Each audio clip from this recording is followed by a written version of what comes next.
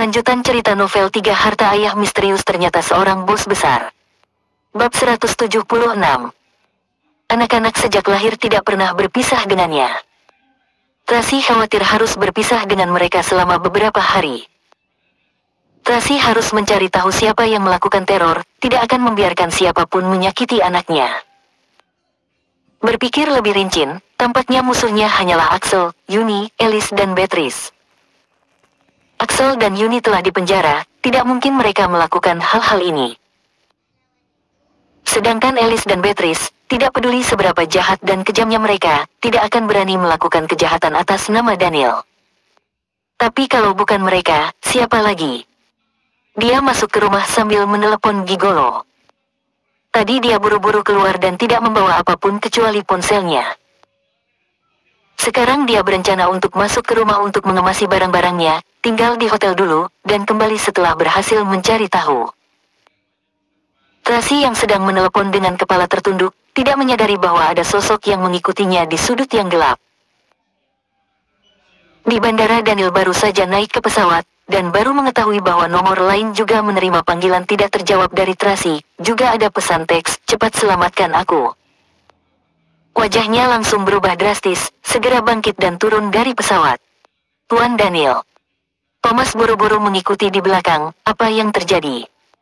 Kamu gantikanku ke negeri elang, aku harus kembali. Daniel turun dari pesawat tanpa menoleh, awalnya berjalan cepat, kemudian berlari. Dia menyalahkan dirinya sendiri di dalam hati, bagaimana dia bisa sebodoh ini? Karena wanita gila itu mengutus orang untuk menghancurkan konferensi pers, dia juga pasti akan menyerang Tracy. Bagaimana dia bisa mengabaikan masalah sepenting ini dan juga tidak mengangkat telepon? Jika sesuatu terjadi padanya, dia tidak akan pernah memaafkan dirinya sendiri. Bagaimana ini? Para pengawal bertanya pada Thomas. Tim pertama lindungi Tuan Daniel dan tim kedua ikut denganku ke negeri elang. Thomas dengan tegas mengatur, diam-diam lindungi, jangan ganggu dia. Paham.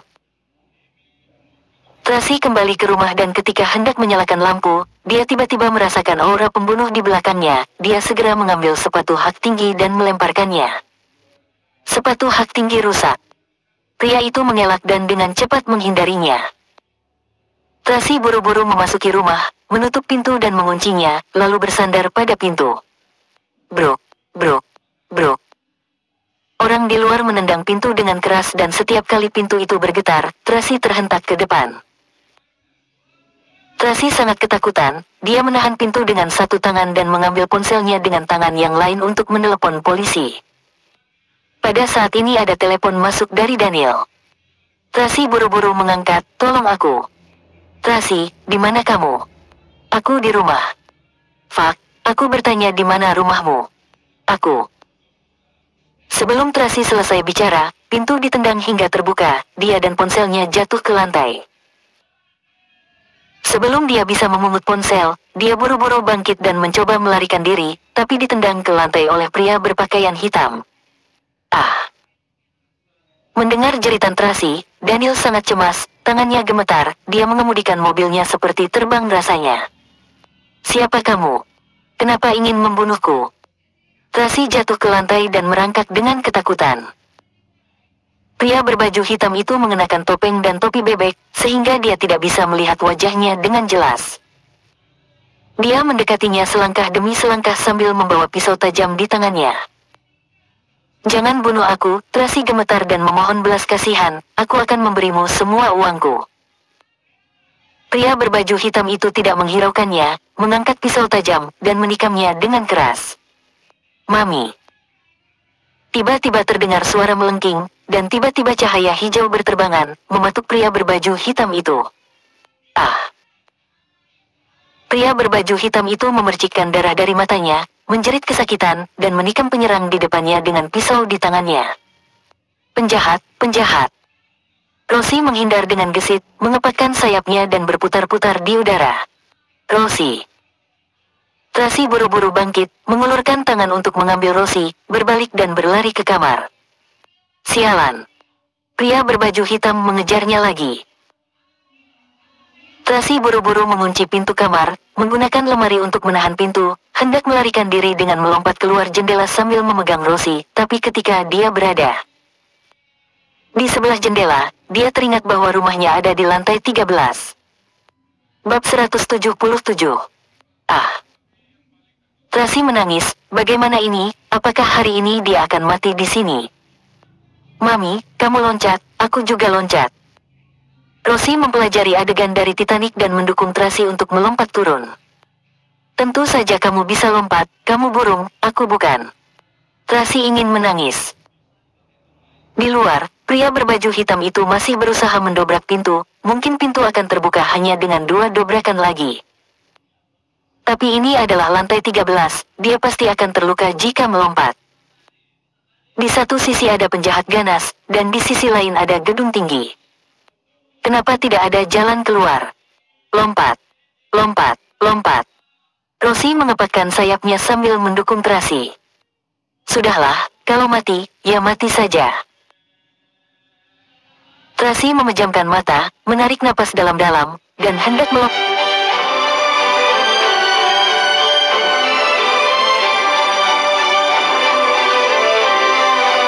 Aku tidak ingin mati, anakku masih sangat kecil, dan uangku belum dihabiskan. Bro. Pintu didobrak hingga terbuka. Wanita jalang, matilah kau. Pria berbaju hitam itu mengayunkan pisau tajam dan menyerang dengan ganas. Ah. Tracy berteriak ketakutan dan buru-buru melompat ke bawah, tapi pada saat ini, pakaiannya tersangkut di atap jendela, dan tidak bisa melompat. Astaga. Tracy putus asa. Penjahat. Rosie terbang lagi dan mematuk pria bermata hitam itu. Kali ini, pria berbaju hitam menikam dengan pisau, bilah tajam menebas sayap Rosie, dan menuju ke leher Tracy dengan ganas. Rosie terluka dan jatuh ke pelukan Tracy. Tracy menutup matanya dengan putus asa, tapi ujung pisaunya berhenti pada jarak 1 cm dari lehernya. Dia sudah siap mati. Namun, pisau itu tidak menusuknya. Pria berbaju hitam di depannya jatuh ke lantai. Dia perlahan-lahan membuka matanya. Dalam kegelapan, sosok yang familiar juga muncul di depan pintu, memegang atap pintu dengan satu tangan, terengah-engah seperti binatang buas, dan menatapnya dengan cemas dalam kegelapan dengan ketegangan yang tak bisa disembunyikan di matanya. Apakah kamu baik-baik saja? Daniel berkata dengan suara bergetar. Tracy langsung menangis dengan sangat sedih, kenapa kamu baru datang? Kamu hanya memberitahuku jalan bahagia no. 32, tapi tidak memberitahuku gedung berapa, lantai berapa, nomor rumah berapa, aku berlari sepanjang jalan. Daniel berjalan ke arahnya, merentangkan tangannya dan memeluknya. Tracy ingin melompat ke dalam rumah, tapi mengabaikan pakaian yang tersangkut di atap jendela. Dia menggunakan terlalu banyak kekuatan karena terlalu bersemangat. Karena pakaiannya tersangkut, tubuhnya malah jatuh ke belakang. Tracy membuka matanya lebar-lebar, dan hanya ada satu kata, mati, di benaknya. Apakah dia akan mati hari ini? Daniel bergegas, meraih tangannya dengan erat, dan menariknya kembali. Dia masuk ke dalam pelukannya, dada yang kuat dan lebar, seperti pelabuhan untuk memberinya rasa aman yang cukup. Hiks. Tracy menangis sambil memeluk pinggangnya erat-erat, tidak akan melepaskannya. Wanita bodoh, apakah kamu babi? Daniel menggertakkan giginya dan menamparkan pantatnya, kamu benar-benar bodoh. Hiks. Tracy masih menangis, tubuhnya gemetar karena ketakutan dan rasa sakit. Pukulannya keras, ia kesakitan. Namun, ketika dia mendengar detak jantungnya yang kencang dan tidak beraturan, dia merasa terharu tanpa alasan. Daniel langsung merobek roknya dan menggendongnya dari daun jendela. Tracy bersandar di lengannya, memegang erat bagian depan kemejanya, tidak berani melepaskannya. Jangan takut, aku tidak akan membiarkan siapapun menyakitimu. Daniel menundukkan kepala untuk mencium dahinya. Mami. Tiba-tiba terdengar bisikan lemah. Suara apa itu? Daniel tercengang dengan tatapan kacau. Tracy terkejut dan tiba-tiba sadar kembali, Rosie, ya ampun, Rosie terluka. Bab 178. Ketika melihat burung beo di pelukan Tracy, Daniel menghela napas lega. Aku pikir itu anak kecil, tapi ternyata burung. Cepat bawa ke rumah sakit hewan. Tracy mendesak dengan cemas.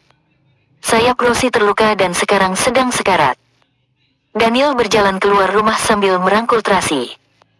Dia secara tidak sengaja menginjak sesuatu dan terdengar suara, wah. Dia berhenti dan melihat ke bawah. Itu boneka. Tracy terkejut, ups, ini boneka Carla. Sudah sebesar ini masih main boneka, sungguh kekanak-kanakan. Daniel mengira itu mainan Tracy, tapi dia tidak terlalu memikirkannya, dia merangkulnya sambil berjalan cepat keluar. Tracy diam-diam menghela napas lega di dalam hati. Untungnya, dari awal dia meminta Bibi Juni dan anak-anak pergi, tidak hanya menghindari pertempuran pembunuhan, tapi juga menghindari pertemuan dengan Daniel. Pada saat yang bersamaan, dia juga beruntung karena ruangannya gelap dan dia tidak dapat melihat sekeliling dengan jelas. Jika tidak, Daniel akan mengetahui rahasia keberadaan anaknya ketika melihat perlengkapan bayi di rumah. Daniel merangkul Tracy hingga naik mobil, mengemudi dengan satu tangan, menelepon Lily dengan satu tangan lainnya, cepat kemari, dia terluka. Selain itu, bawalah juga dokter hewan yang bisa merawat burung. Burung. Lily di ujung telepon membeku sesaat, kemudian menjawab dengan hormat, baik, segera laksanakan. Namanya Rosie, sejenis burung beo. Tracy menjelaskan dengan serius. Seekor burung beo bukan burung. Daniel bertanya secara retoris. Tracy terdiam. Baiklah, dia adalah burung. Bagaimanapun, Rosie sekarang terluka dan dalam keadaan sekarat, jadi dia tidak akan berpendapat. Setelah tiba di villa yang sama dengan sebelumnya, Daniel menggendong Tracy turun dari mobil, lebih dari 20 pengawal dan pelayan berbaris rapi dan teratur dalam 2 baris, menundukkan kepala dengan hormat. Tracy merasa sedikit tidak nyaman dan berbisik, turunkan aku. Diam. Daniel bergumam sambil menggendong Tracy naik ke lantai atas. Kamar telah dirapikan dan pelayan sedang menunggu di depan pintu. Daniel berjalan masuk sambil menggendong Tracy dan meletakkannya di atas kasur. Ketika mereka saling bersentuhan sangat dekat, mata mereka saling bertatapan dan pikiran kacau muncul di benak mereka berdua. Tracy gugup, bingung dan juga gelisah. Tatapan Daniel penuh dengan hasrat dan juga sakit hati. Tuan Daniel. Terdengar suara Lily dari depan pintu. Daniel langsung kembali ke ekspresi tegas, dia menegakkan tubuh, dan memerintahkan, periksalah baik-baik. Kemudian dia segera pergi. Baik. Lily menundukkan kepala dengan hormat. Aku baik-baik saja, tolong periksa dia dulu. Tracy menunjuk ke Rosie yang ada di tangannya. Oh. Ternyata burung beo kecil. Lily tertawa, kebetulan saya membawa dokter hewan, serahkan padanya, Anda tenang saja. Lily mengutus seorang dokter hewan untuk memeriksa dan merawat Rosie, sementara dia sendiri yang memeriksa Tracy. Menyadari bahwa Tracy tidak parah, hanya ada beberapa goresan, dia mengoleskan obat padanya dan memerintahkan para pelayan untuk menyiapkan teh untuk menenangkannya. Di sisi lain, sayap Rosie terluka, tapi tidak kritis. Dia hanya perlu dibawa ke rumah sakit hewan milik Lily untuk dirawat, karena di sana ada peralatan yang lebih memadai dan profesional. Lily meyakinkan Tracy bahwa besok malam ketika dibawa kembali dari rumah sakit, burung beo kecil itu akan hidup dan terbang kembali. Tracy merasa lega. Lily mengantar dokter hewan pergi. Pelayan melayani Tracy untuk mandi dan berganti pakaian. Tracy mandi dengan cepat, mengganti pakaiannya, dan pergi ke kamar sebelah mencari Daniel. Tok tok tok. Tracy mengetuk pintu dan bertanya dengan lembut, ini aku, bolehkah aku masuk? Masuk. Terdengar suara Daniel. Tracy mendorong pintu hingga terbuka, ruangan itu agak gelap, hanya ada lampu kamar mandi yang remang-remang, tapi tidak ada suara air. Tracy menggigit bibir bawahnya dan berjalan dengan hati-hati. Lampu hangat terpancar dari kamar mandi yang besar. Tanda air di bak mandi terpantul pada langit-langit, sangat berkilauan. Daniel bersandar telanjang di bak mandi, memejamkan mata, dan menikmati momen itu. Bab 179. Tracy buru-buru menutup matanya dan berbalik dengan gugup, kamu sedang mandi. Aku keluar dulu. Daniel mengabaikannya. Tracy berjalan keluar dengan cepat, tapi setelah Meg langkah beberapa langkah, dia terpikir satu pertanyaan, kenapa tidak mengambil kesempatan ini untuk memastikan apakah dia memiliki tato kepala serigala di pinggangnya. Setelah memikirkan hal ini, dia berhenti dan berkata dengan berani, aku ingin bicara denganmu. Hah? Daniel menjawab. Apakah kamu yang menyuruh kurir untuk mengantar hadiah teror malam ini? Tracy membahas hal ini dulu. Daniel membuka matanya, seseorang berpura-pura menjadi aku dan mengirimimu teror. Benar. Tracy mengangguk, sore ini aku menerima paket yang berisi bangkai anak kucing dan bom. Berbicara tentang ini, ia masih merasa takut, untungnya, itu ditemukan tepat waktu, dan bomnya tidak terlalu kuat. Kalau tidak, sekarang aku sudah mati. Daniel terdiam sesaat, lalu mengambil ponselnya dan memanggil Lily, cari tahu siapa yang mengirim teror itu. Baik. Kamu tidak mengirimnya. Kalau begitu siapa? Tracy bingung, siapa yang berani berpura-pura menjadi kamu?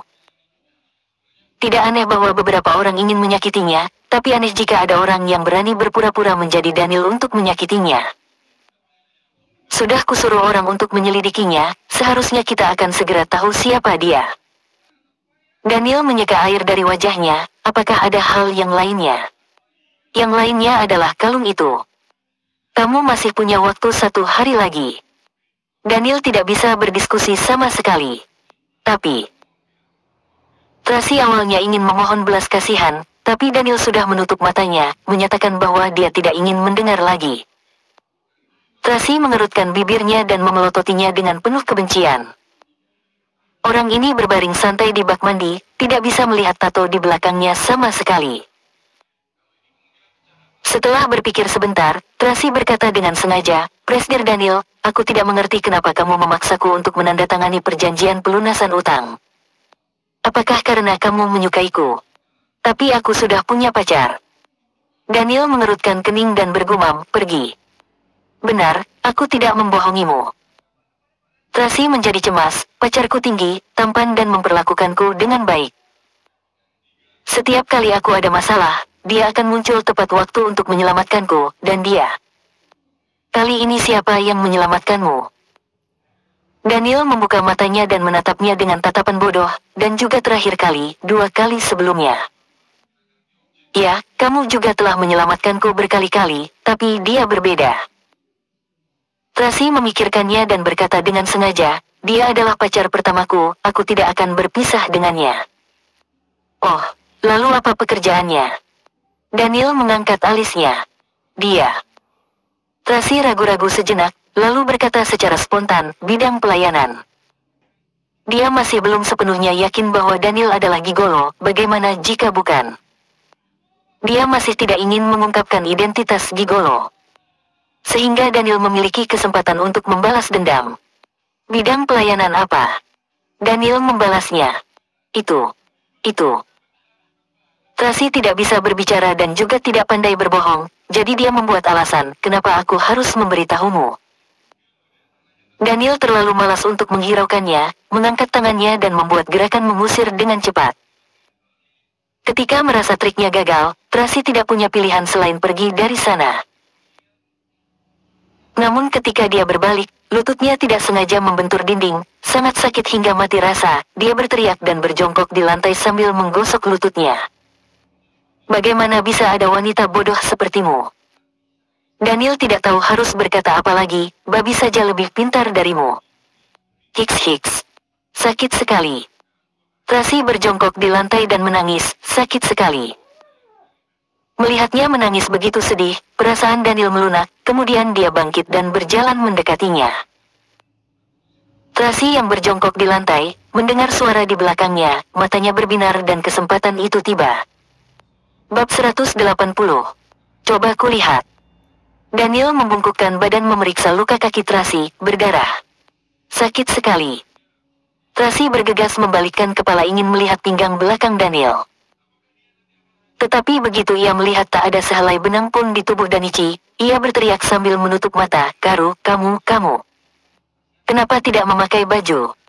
Siapa yang memakai baju saat mandi? Jawab Daniel dingin. Dasar hidung belang. Tracy memejamkan mata dengan erat, ia sama sekali tidak berani membuka mata. Kamu cepat pakai jubah mandi. Sekarang sudah tidak sakit. Daniel mengangkat alis dan tersenyum. Dasar, berani-beraninya bermain trik dengannya. Melakukan begitu banyak trik, bukankah karena ingin melihat tato di pinggang belakangnya? Sekarang suruh ia lihat, ia malah tidak berani membuka mata. Nyebelin. Wajah Tracy memerah karena malu. Ia berdiri lalu berlari keluar dengan panik. Melihat wajah malu-malu Tracy, Daniel menyunggingkan senyuman bangga. Ingin melawannya. Tracy masih kalah jauh. Tracy lari menuju kamarnya sendiri. Ia bersandar pada pintu dan menghelakan napas lega. Sebelumnya saat Daniel berendam di dalam kolam berenang. Tracy berdiri dengan jarak 3 meter, ia sama sekali tidak melihat jelas tubuh Daniel. Meskipun ia gugup, ia masih bisa berkomunikasi biasa dengan Daniel. Tetapi tadi Daniel berdiri di belakangnya dengan tubuh telanjang. Tracy sedang berjongkok di lantai, begitu ia menoleh, ia langsung melihat. Benda perkara itu, hampir saja menabrak wajahnya. Tracy benar-benar terkejut setengah mati. Tidak bisa. Lain kali tidak boleh memeriksa saat Daniel mandi, benar-benar menakutkan. Daniel mengenakan handuk keluar dari kamar mandi. Duduk bersandar di sofa sambil menyesap bir. Ia melihat dinding di sebelah kirinya, teringat wajah Tracy yang malu tadi membuat dirinya ingin menggodanya. Wanita bodoh itu, wajah malunya membuat jantungnya berdebar. Mengingat kehangatan berkobar-kobar Tracy di mobil kala itu. Hasratnya masih belum terpenuhi sepenuhnya, ia ingin mencicipi keindahan Tracy sekali lagi. Tetapi, sekarang Tracy sudah mencurigai identitasnya. Jika ia mencari Tracy lagi, takutnya akan ketahuan. Sudahlah. Bertahan saja. Daniel minum setengah botol whisky dalam satu tegukan. Masih belum mengantuk, akhirnya ia mengacak-acak rambutnya yang basah, lalu berdiri menuju balkon melihat pemandangan malam. Malam ini langit penuh bintang cemerlang, lampu-lampu dari kota jauh saling memantulkan, seolah-olah memperebutkan kegemilangan. Angin malam bertiup sepoi-sepoi menyejukkan tubuhnya. Bibi Juni, kalian sudah tiba. Bagus, bagus. Suara Tracy terdengar, Daniel menoleh melihat ke arahnya. Wanita itu mengenakan t-shirt berlengan pendek dan berjalan ke balkon menelepon tanpa alas kaki. Angin sepoi meniup rambutnya. Ia tampak sederhana dan polos, tetapi tetap terpancar keindahan yang luar biasa. Carlos dan... Ucapan Tracy terhenti. Ia takut pelayan rumah di luar pintu dapat mendengarnya, makanya ia menelepon di balkon. Tetapi kenapa malah bertemu Daniel di balkon? Ia bertelanjang dada, bagian tubuh bawahnya dibungkus handuk. Ia sedang memegang gelas alkohol, meminumnya di balkon. Kedua orang ini dipisah jarak 4-5 meter. Mereka dapat saling melihat dengan jelas. Saat itu, Tracy melihat ada tato berwarna hijau di pinggangnya. Tetapi, belum sempat terlihat jelas, Daniel sudah membalikkan badan. Punggungnya bersandar pada pembatas balkon. Ia tampak santai dan tenang seolah-olah tidak memiliki sesuatu yang disembunyikan.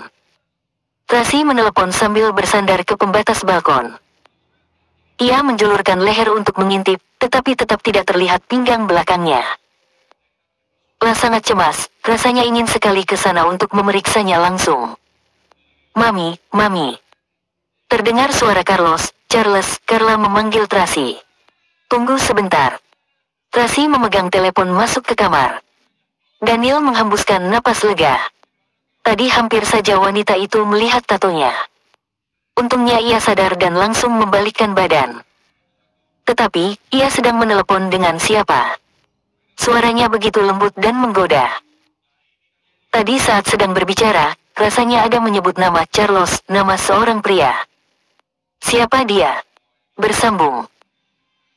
Nantikan cerita selanjutnya dan yang baru bergabung jangan lupa dukung channel ini dengan tombol subscribe, like, share dan juga komen. Semoga terhibur. Terima kasih.